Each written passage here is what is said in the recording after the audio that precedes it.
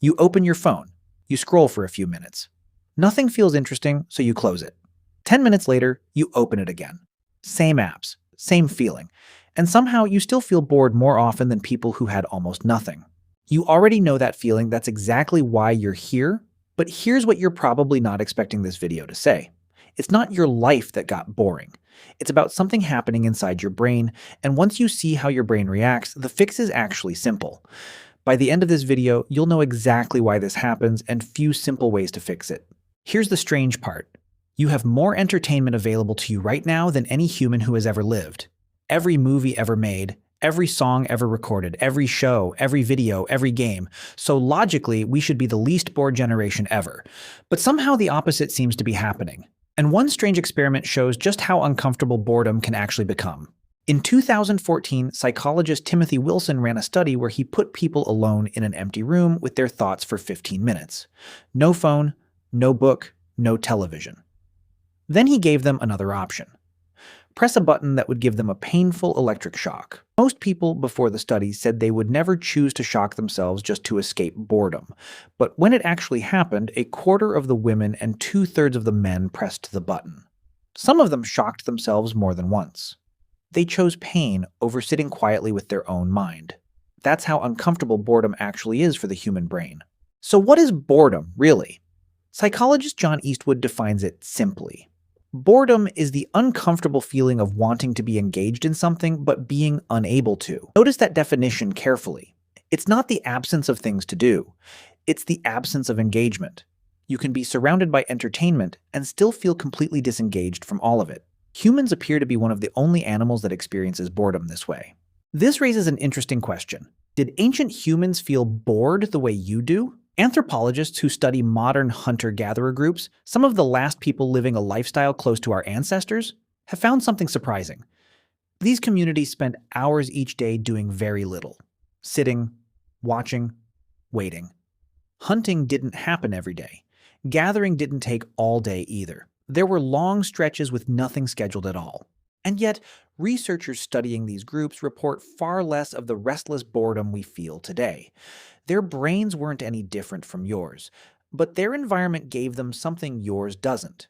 New things still happened. A new animal track, a change in the weather, a story at the fire that night.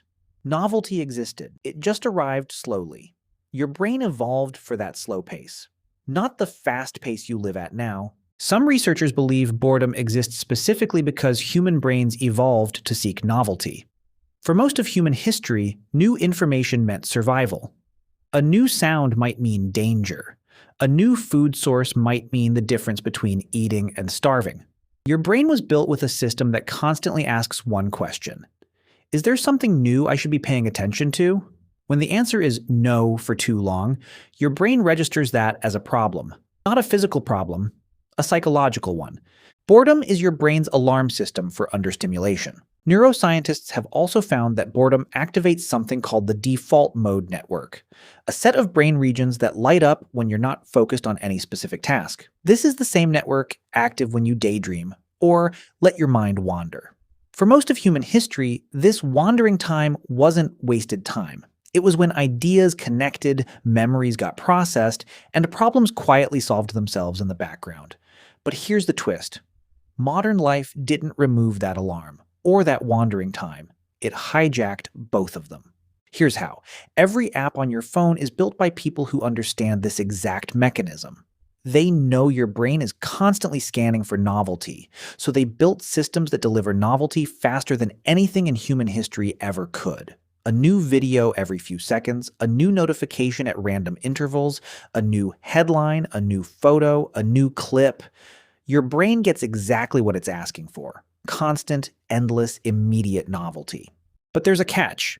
Psychologists call this hedonic adaptation. The more novelty your brain receives, the more novelty it continuously needs, just to feel the same level of interest. Imagine your brain has a baseline for what counts as interesting. Every time you feed it high-speed content, that baseline creeps upward. A slow afternoon, a quiet conversation, a walk with nothing to look at but trees. All of these used to be perfectly engaging on their own. But compared to an algorithm feeding you 50 new things a minute, they start to feel unbearably slow. This is why you can finish an incredible movie and still feel the urge to check your phone 30 seconds later.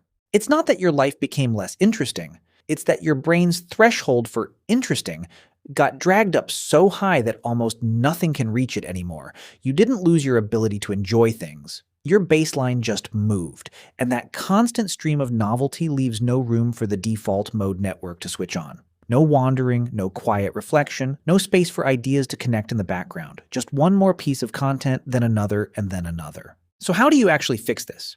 The answer isn't more stimulation. More stimulation is what got you here in the first place. The answer is the opposite. And it's uncomfortable at first. The first step is letting yourself be bored on purpose. Researchers who study this call it building your boredom tolerance. When you resist the urge to fill every quiet moment with your phone, your brain slowly starts to reset its baseline. Studies on this are consistent. People who deliberately spend time without any input, no phone, no music, no background noise, report that ordinary things start to feel more interesting again within just a couple of weeks. Start small. 5 minutes of sitting with nothing. No goal, no task, just noticing what your mind does when it's left alone. The second step is something researchers call an awe walk.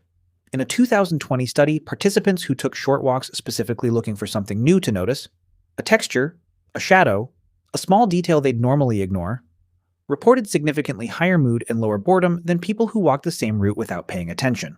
The world didn't change, their attention did. The third step is monotasking, doing one single thing at a time without a second screen running in the background. This feels difficult at first because your brain has been trained to expect constant novelty, but full attention on one task, even a boring one, is one of the fastest ways to lower your novelty threshold back down to a healthy level. Try it with something ordinary. Eating a meal without a screen, washing dishes without a podcast, walking somewhere without headphones. None of these fixes are exciting. They're not supposed to be. That's the entire point. You're not lazy. You're not broken. You're not somehow worse at enjoying life than people who lived before smartphones existed. Your brain is doing exactly what it evolved to do. It's just responding to a world that moves faster than anything it was built for.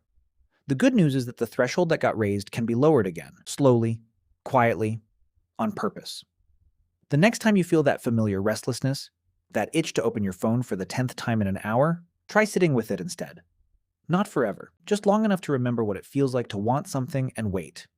Your ancestors sat by fires for hours with nothing happening, and they were fine. That same brain is still in your head. It just needs a little quiet to remember how. If this actually explains something you've felt for years, don't forget to subscribe to the channel, and if you're going to try just one of these, let it be the awe walk. Comment walk below, and I'll see you out there. I'm making more videos exactly like this one.